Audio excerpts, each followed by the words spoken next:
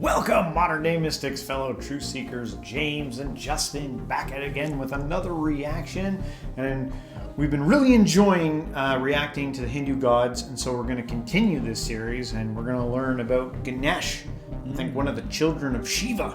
Yeah, this one's probably been long awaited for some of y'all. Yeah, so let's get into it.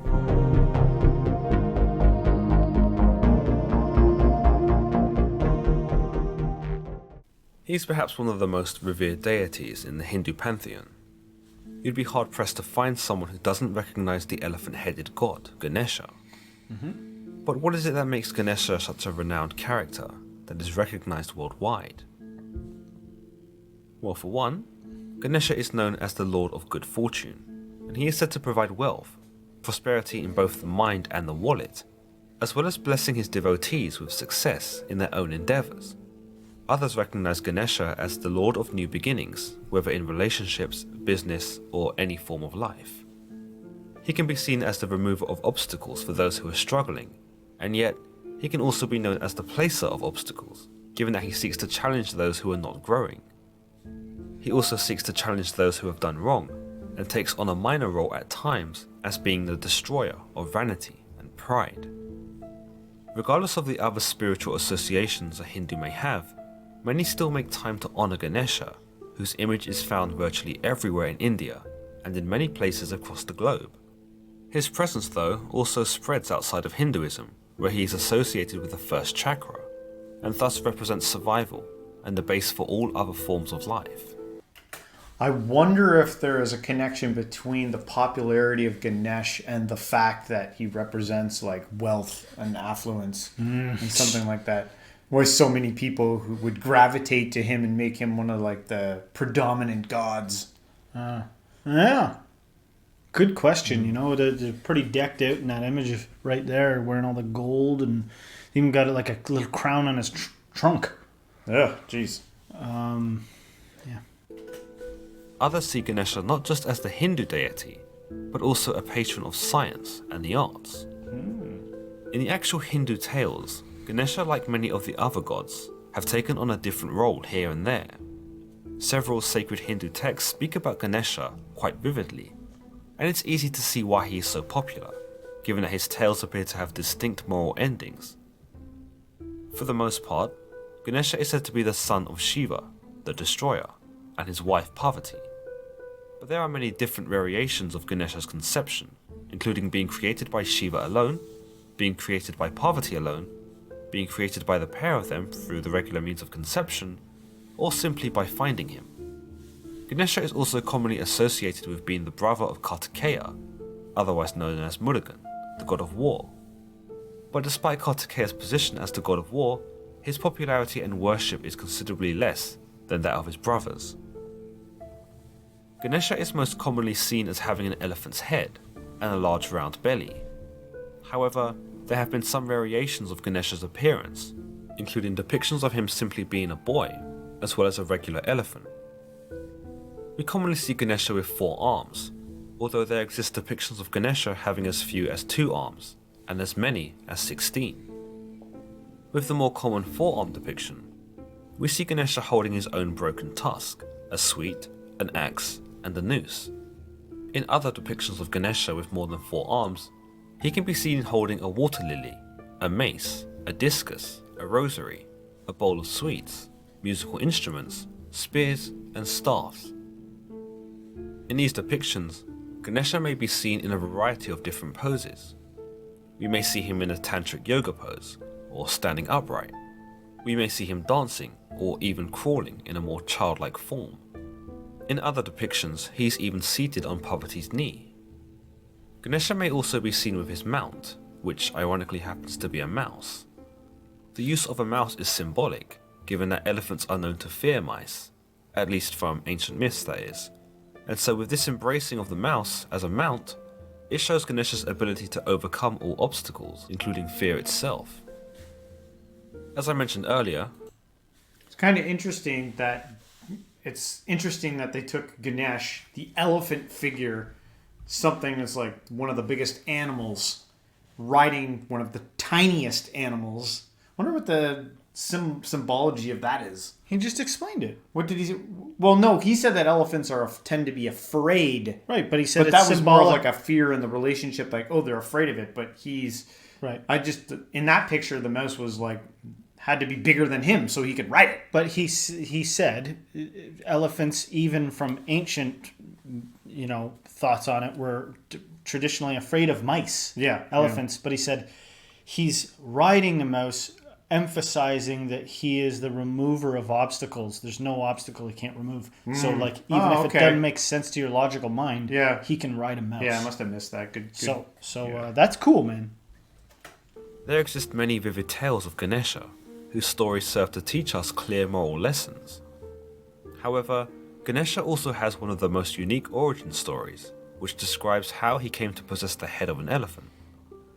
It's understood from these tales that the goddess Parvati wanted to bathe in privacy, and so she created a boy and assigned him to guard the entrance of her bathroom. But when her husband Shiva returned home and found the boy standing guard, he went to move past him.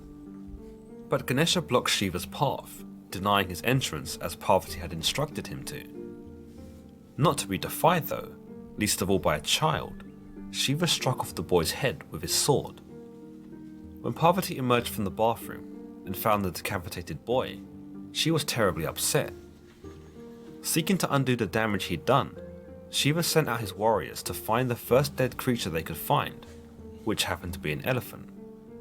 In other versions, it is Shiva himself who dashes out into the wilderness to find the first animal he can find, which turned out to be an elephant as well. In both cases, the head of an elephant was removed and placed on the body of the dead boy. The boy was then brought back to life by Shiva, and thus the boy became the elephant-headed god we all know today. Given that his role Seems it's like a little weird side in the story that Shiva cut his head off and then was like, oh no, what have I done? And then like, when it killed an elephant and was like, here, now you get a head of an elephant. Just seems strange.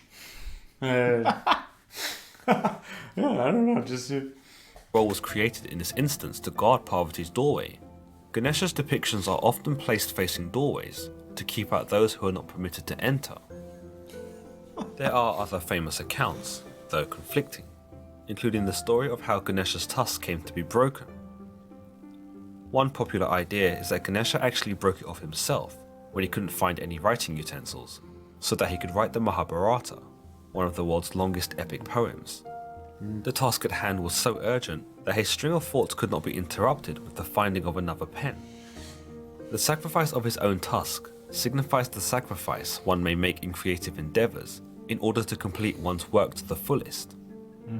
Another account suggests that the Mahabharata was created by a sage, and that it was he who was telling the tale to Ganesha, who was writing it down.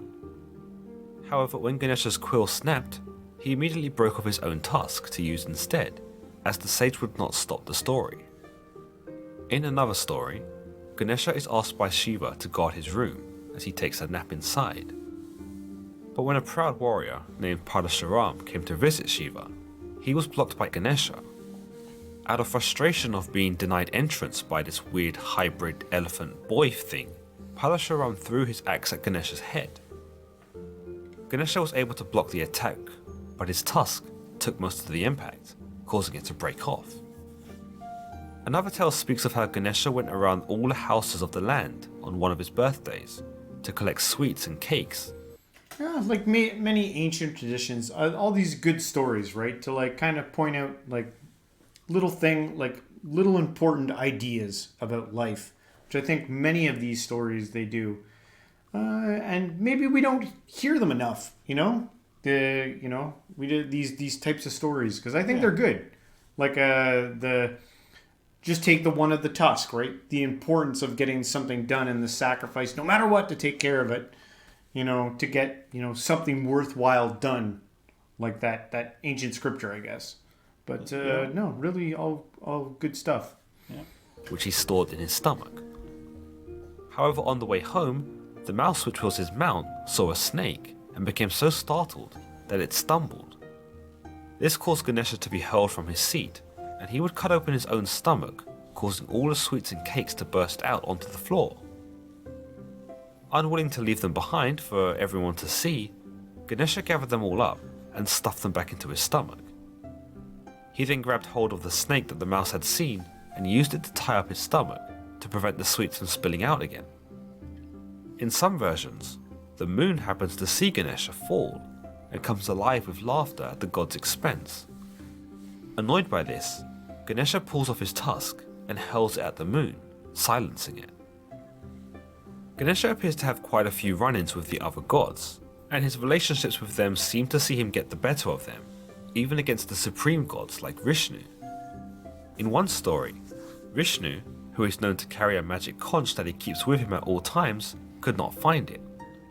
He became rattled at not being able to find the conch and organised a massive search for it. But during the search, Lord Vishnu heard the sound of it being played somewhere in the distance. He zoomed off in that direction, only to find Lord Ganesha happily playing with it in the mountains. When Ganesha would not relinquish the conch though, not even to Vishnu himself, Vishnu went to Ganesha's father, Shiva, expecting him to bring his son to order. But Shiva merely sighed and claimed that he had as much power over Ganesha as Vishnu did, and that the only way to reclaim the conch was to pray to him. Reluctantly, Vishnu performed a prayer in honour of Ganesha. Seeing this, Ganesha was both proud and pleased that Vishnu had paid him respects, and so returned his conch to him. In this light, we see Ganesha as quite mischievous, and that he likes to have light-hearted fun at the other gods' expenses, even those who are considered to be much more powerful than him. Shiva's reluctance to get involved directly just goes to show us that even he, the destroyer, cannot deal with Ganesha's mischief. Which Hindu god do you resonate with most? Are you like, oh, I'm kind of a Shiva guy, or I'm kind of a... Well, I like Shiva's super cool. I think they're all extremely fascinating. I love the looks of them all. Shiva more like for some reason I was drawn to him as the destroyer, and he just seemed really cool, to me. Yeah. I resonate. But they all have really good stories. Yeah, I kind of resonate with Ganesh. I like that trickster element. I love that idea of showing you it doesn't matter, and that he's a formidable force. Yeah. So much that you gotta do something to get him to Yeah, the Hindu gods are please interesting because they're all super powerful, yet they all have these human elements to them. They're relatable. But all gods are like that. In fact, Well, are they? Some people, I don't know. Sometimes I feel like... I don't think Superman's very relatable. No, but for real, you know what I mean? God's often, the God of the Bible, he gets jealous in the beginning and all this stuff. And I sometimes I think that's why stories that people make up in modern times, like Superman, it's kind of hard to... I think it's kind of hard to do a good Superman movie because he's so overpowered, or it's OP, as the kids say. Yeah. You know what I mean? That's too much, man. Have some more weaknesses and even more relatable. And I'm not like you. Yeah. I wouldn't be just unwaveringly good. Yeah, Nobody is. You know what I mean? So I hear you. Gods are actually kind of relatable.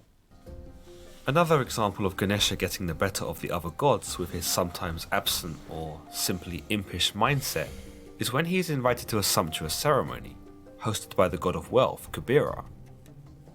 Kubera invited many of the other gods and goddesses to join them in what he hoped would be a spectacular evening. However, when Ganesha arrived, he began devouring all the food, to the point that he would leave nothing for the other guests. His hunger though was not satisfied with just the food, so he began consuming Kubera's personal collection of wealth, including the gold itself. Even after this, his hunger wasn't sated, and he even tried to eat Kubera himself. Kubera scolded Ganesha for his behaviour, but he realised his words were falling on deaf ears.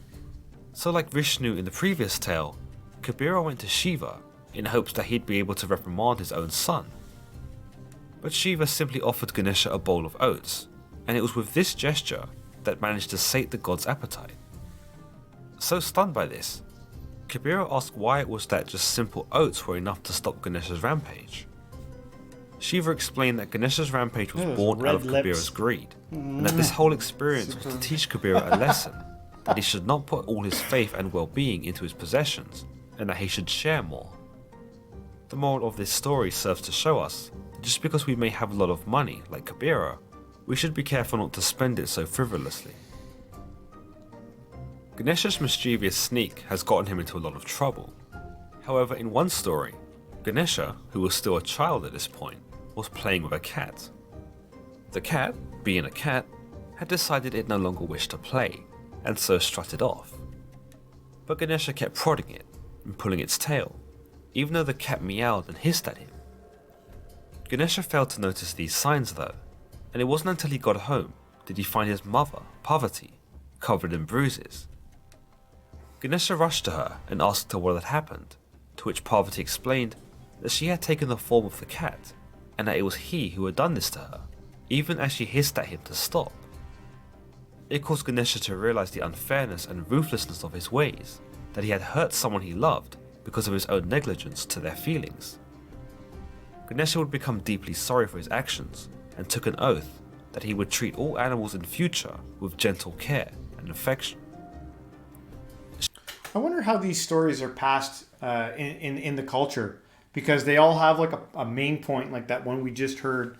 I wonder how they would teach it, like in like a Sunday school class, where it'd be like, all right, sit around, kids. We're gonna tell you this story about Ganesh, and then I was thinking the exact same thing. I was like, what is a sermon? What is a whatever day that they congregate on? Yeah. Or days, or however it you'd works. sit and you'd tell the story and be like, all right, now everyone go get a quiet spot and think that through. Or not even like for the kids, like what if it for was the like adults. for the congregation, for the adults, like, you know, because that's what I remember. Yeah. You know, so I'm relating it to like what it would be like.